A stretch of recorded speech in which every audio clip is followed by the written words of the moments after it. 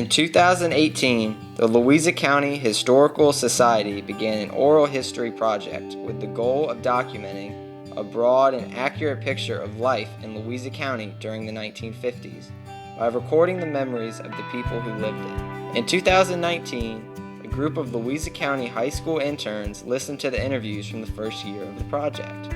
We studied the time period and worked to best understand the decade. This is the project that developed as a result. At that time in your life, you just enjoyed what you had and enjoyed your children and church and friends and family. So we didn't feel like we had any hardship at all. During the 1950s, everyday life in Louisa County was vastly different than it is today. Most people in the 50s grew their own food, and a large population didn't have running water or electricity. Family was very important, and since it was the peak of the baby boom era, families were often large. When I got back from school, we would have to go out, depending on what time of years. If it was time to shuck corn, we had to shuck corn when we got back from school. A pleasant home life. My parents were both Christians, and they made sure that we were taught right from wrong, and that we went to school, we got our lesson. I think I graduated in 1958. In those days, a high school diploma meant a lot more than it means today. In my graduating class, I can only think of one person that went to college. There may have been more than one.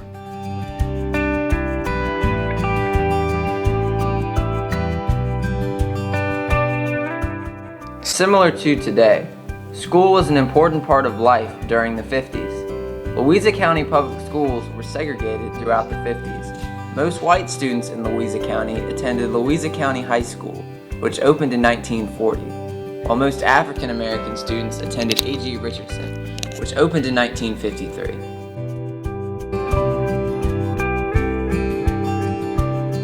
For grade school, we had to walk about 1.5 miles. Until finally the bus started coming down picking us up. But in the beginning, we had to walk about 1.5 miles to get to the Plum Street School.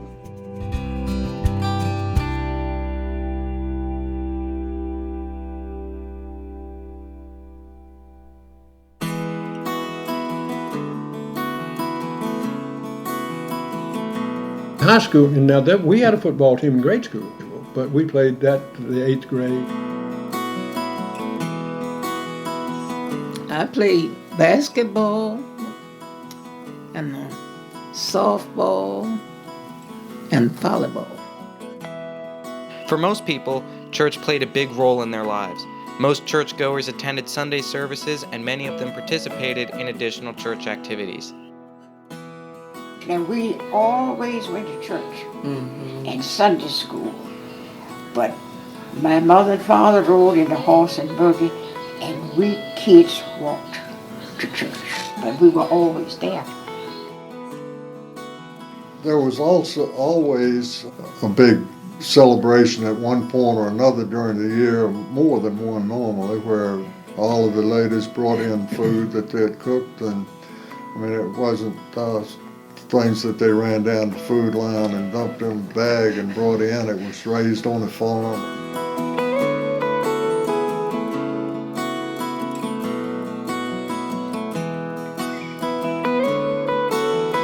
Many people worked multiple jobs or farmed and often worked a job on the side. A variety of jobs were available in the county. The majority of men worked in the lumber industry or agriculture, while the majority of women worked in a clothing factory, education, or domestic labor.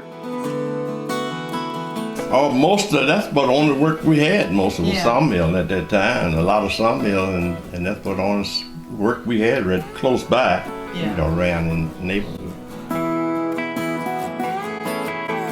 Either a service station or something to do with lumber.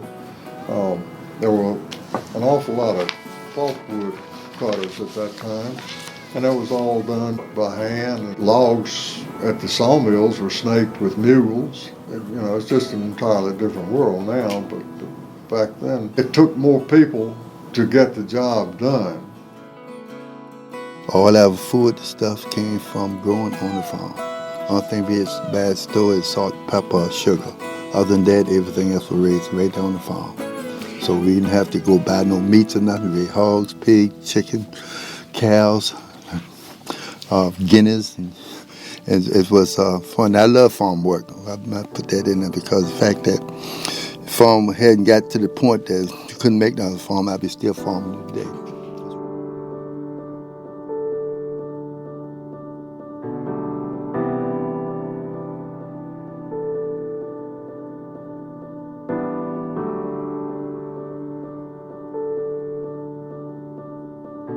The 1950s saw many advances in the medical field, though much of this change was slow to come to Louisa. Despite having the community hospital and the new medical center, there were still doctors that made house calls. Diseases like polio and whooping cough were serious, sometimes life-threatening diseases that medical advances have assured are not as big a concern today. Childhood diseases, mumps, measles, chicken pox, and of course everybody got them. And polio was something that was on everybody's mind, because it was during the 50s that they came up with the Salk vaccine, and I was vaccinated in high school. That was done, in mass. You walk down the line and they had the little, it wasn't a needle, it was a thing, air pressure, I don't know what it did, but anyway, it gave you a dose of whatever it was they were giving you. But I can remember it was something you were afraid of. The whole world, I guess, this country particularly, was afraid of polio. It was devastating.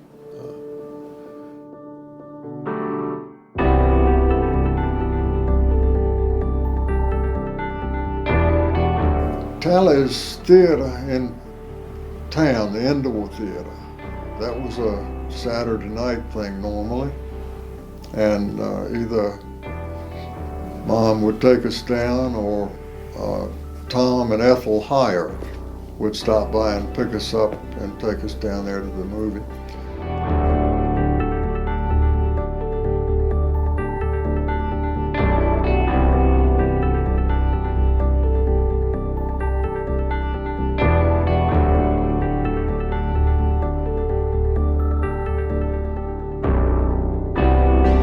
Youths and adults in Louisa County worked hard during the 50s, but they still found time for enjoyment.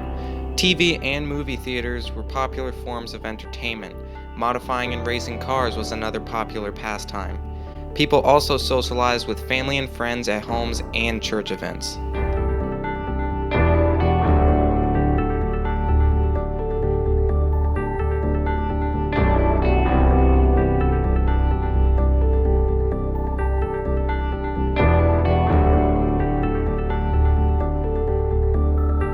This project demonstrates what a unique, transformative time period the 1950s was. From family life to education to work, the world is a different place today, for better or worse. The Louisa County Historical Society is continuing to conduct interviews in order to refine our understanding of this complex era. The striking differences between the time period of the 1950s and our own begs the question of how our era will be remembered by history.